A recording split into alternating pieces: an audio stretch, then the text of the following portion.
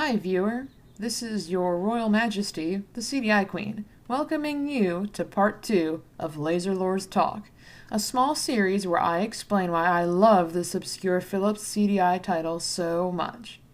This is part 2 of the series. If you haven't already done so, get thyself to part 1 before proceeding. In this video, we're going to focus on one thing, and one thing only.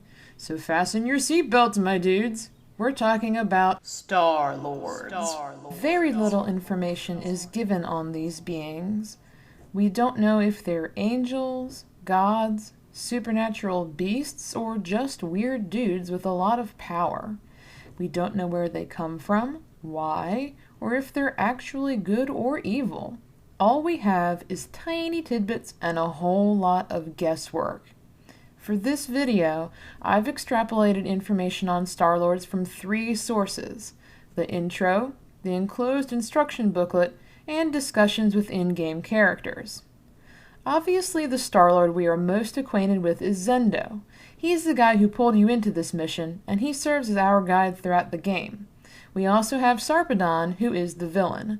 No other Starlord is mentioned, although they are implied to exist. Here's an excerpt from the manual to get us started. Note that the manual is written by Zendo. Quote, "Beyond the physical universe, which we call the Void, lies the Interzone, a realm inhabited by primordial beings called the Starlords. By law, the Starlords may not manifest themselves in the material plane, but the evil and powerful Starlord Sarpadan, who respects no law save his own greed and ambition, has broken the cosmic law and entered the physical realm." This paragraph tells us 2 things. Starlords have a body of law, and Starlords are capable of being good or evil. It continues, "I have been charged by the Starlord Council to follow Sarpadan here to help save the material plane, but cosmic law prevents me from interfering with the physical realm. Therefore, I was given the task of finding a mortal to halt Sarpadan." The Starlord Council, as far as I know, is only mentioned by name in the manual, and nothing more is said about it. So what have we learned so far? Zendo is a Starlord and part of the Starlord Council, which pretty likely does not include Sarpadan, or at least not anymore. That means there are multiple Starlords. Are they all on the Council? Or is the Council just a small portion of the Starlords? And if that's the case, what is the function of the Starlords that aren't on the Council? So where is the Interzone? The prefix inter means between, like international or interdimensional, which can only leave us to speculate that there is at least one other dimension or realm, or whatever you want to call it, in addition to this, like a big cosmic sandwich where the Interzone serves as the filling. What else could the Interzone be between? I'm sorry to say that we will likely never find out. In fact, I'd be surprised if the creators even thought it through this far. So, what exactly is a Starlord? Zendo and Sarpadan are both labeled as such, leaving some gray area as to their alignment, good or evil. Also, where they came from, how they were born, if they're capable of death or transmutation into other forms of existence. I would think violating cosmic law is enough to strip Sarpadan of the title Starlord, assuming it's a given title. But Zendo still calls him a Starlord, so does that mean a Starlord is like an angel? I mean, it can't be a race, right? The 2 Starlords we see are completely different physically. Sarpadan looks like a half-dead old man, while Zendo seems to be one of those fancy custom paintings of someone's pet iguana dressed up like a Roman emperor spaceman. And if Zendo is based on iguana, does he have a tail? I mean, we never see him below the waist. Viewer, Zendo might have a tail. Zendo might have a tail. Cosmic law seems to be the set of laws that Starlords are required to follow. Since it's possible to violate these laws, they are not the same as a physical law, like gravity. We can infer that the Starlord Council is a branch of law which regulates cosmic law throughout the Interzone. Or do they apply to multiple realms? Do all the laws apply to the physical realm? Is the inner zone a hustling and bustling otherworldly metropolis with beings other than Starlords, and the Starlords only serve as the governmental bodies? If that's the case, why do they have laws about material worlds? Like, why do those even matter? My best guess is that the material plane has very little to do with the Starlord's business, and they created that law, do not materialize, in order to keep the Starlords away from the void. Carrying on, what can Starlords do? When it comes to Zendo, we know that he possesses the ability to communicate with people in the void via dreams, and granting the gift of the cat, which is Warrior's 9 in-game lives. In the gymnasium on Argos, if you engage in conversation with the first champion, Cadmus, he will explain that the Diamond Star of Virtue, a major key item, was something he took from a dragon man from off in the void. Obviously Zendo, right? Cadmus remarks how unusual it was that said dragon man did not need to heal afterwards, implying that Zendo can't really get hurt, at least not by a physical being, which makes sense if he is celestial in nature. The inner zone is specified as different from the material plane, which means the inner zone is not material or physical in nature, which means Zendo is not a physical entity, even though he can drive a car and has a body. Let's back up here a moment. Cadmus says that he took the Diamond Star from Zendo. That means Zendo had at least one of the Stars of Virtue while he was materializing. Surely he was on Argos finding a hero before you, right? I mean, what else could he be doing? That whole conversation kind of raises some suspicions with me, although we can attempt to rationalize it. See, Zendo may have been working on another hero. I mean, there were a whole lot before you. And maybe that hero found the Star of Virtue and gave it to him, but then Zendo lost it, or let some mortal beat him up and let him have it. Oh man, this whole thing is starting to sound kind of like a setup once you put it that way. It leaves me asking a really important question about the alignment system of the Starlords. We know Zendo claims to be good and says that Sarpadan is bad. It seems obvious that Sarpadan is bad, but all the information we gather about the Starlords and the nature of Sarpadan's plans come from Zendo. It's one-sided information. This means we're assuming Zendo is the good guy and assuming he's right. At the end of the game on Ravana, the last person you encounter before Sarpadan is a copy of yourself, and he makes a couple of strange statements. He says, and no, I'm not going to do the surfer voice, quote, "You don't get it, do you? You don't understand what's happened? You died when Sarpadan blasted you, okay? You never had a chance anyway.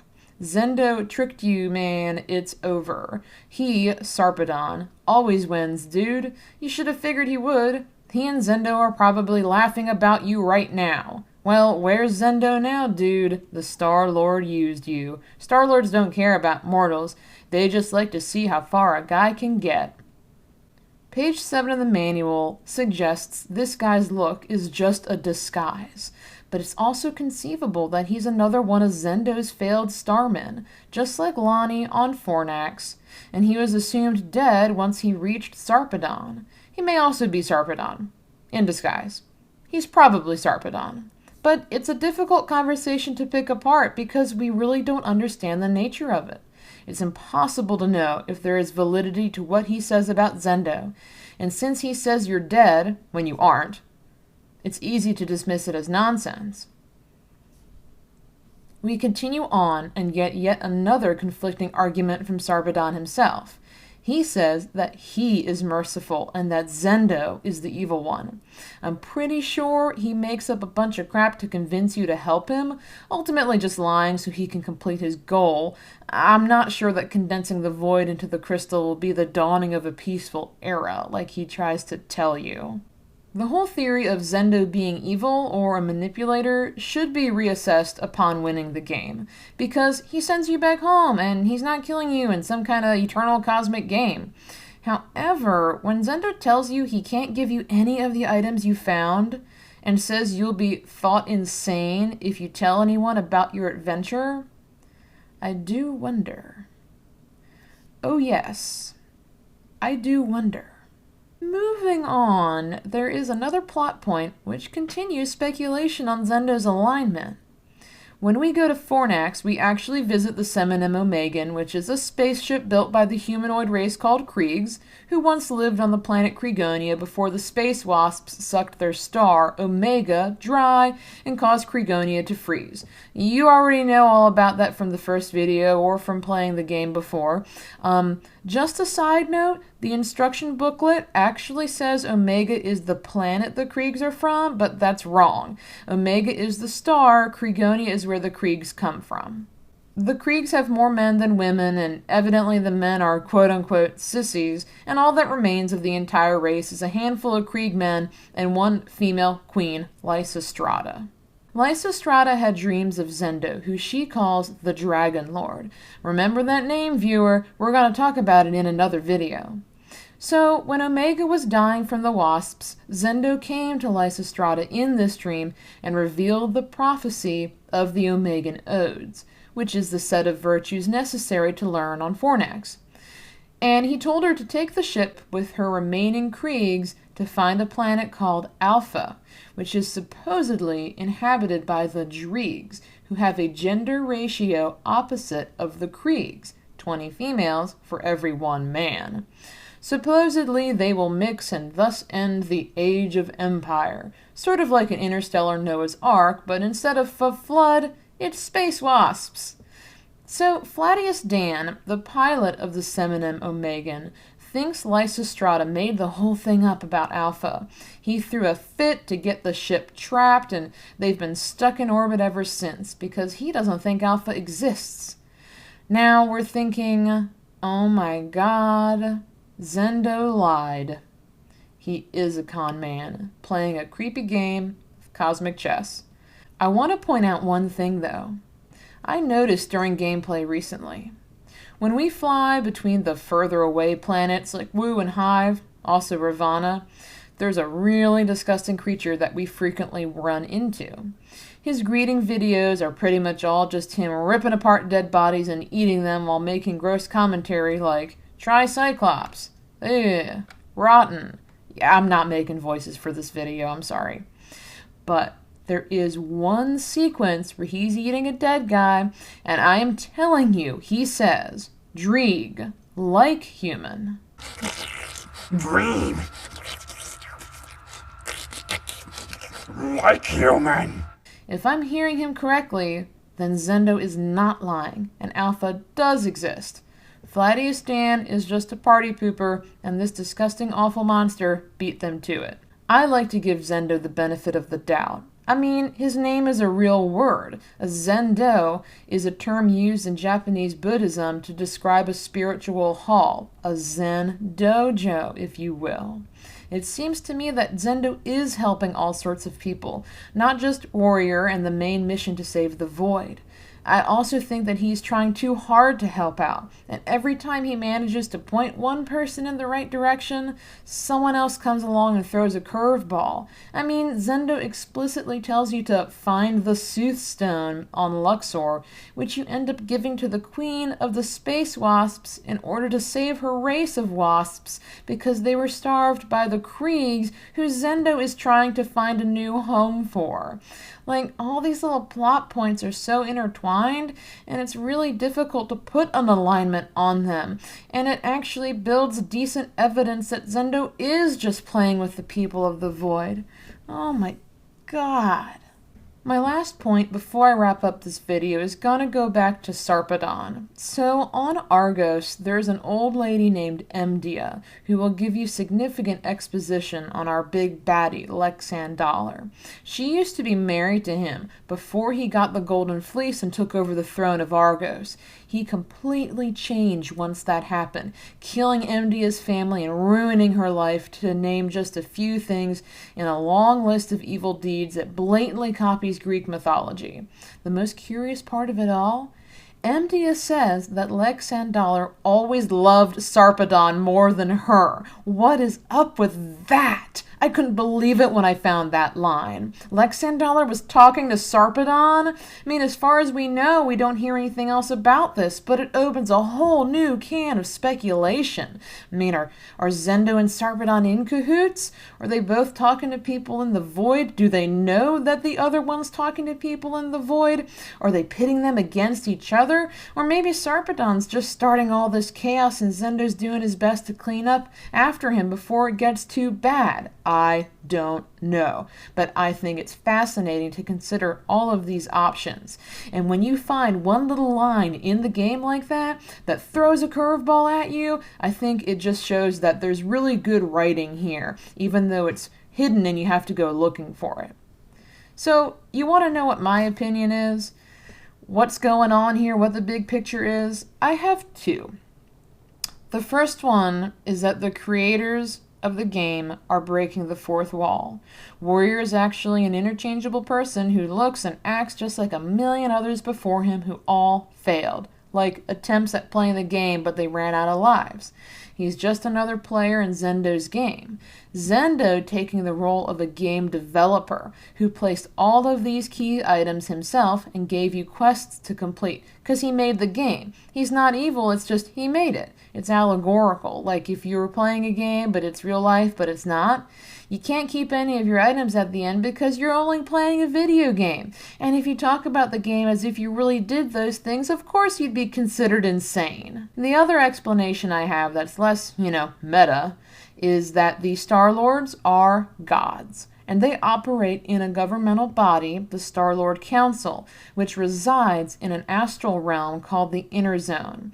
But it is only one of many, many other worlds. Zendo, being the Starlord of Virtue, is the god of our universe. Since the mortals living in the void have free will, there's only so much he can do, hence having laws preventing the Starlords from interfering with our free will. But since Sarpadan's actions are unprecedented, Zendo's taking drastic measures to save his realm. Unfortunately, since free will must be honored, and Zendo is not mortal and therefore does not act or think like a mortal, he makes mistakes. He uses his best judgment but tends to fall short. I would love to hear what your opinion on what a Starlord is. Do you have any theories I haven't touched on? Are there any lines I've missed that are significant to this? The rest is up to you.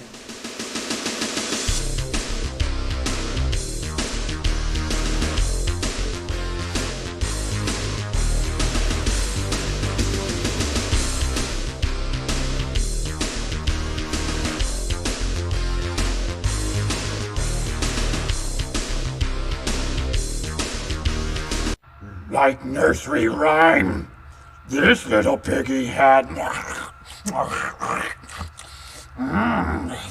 roast beef.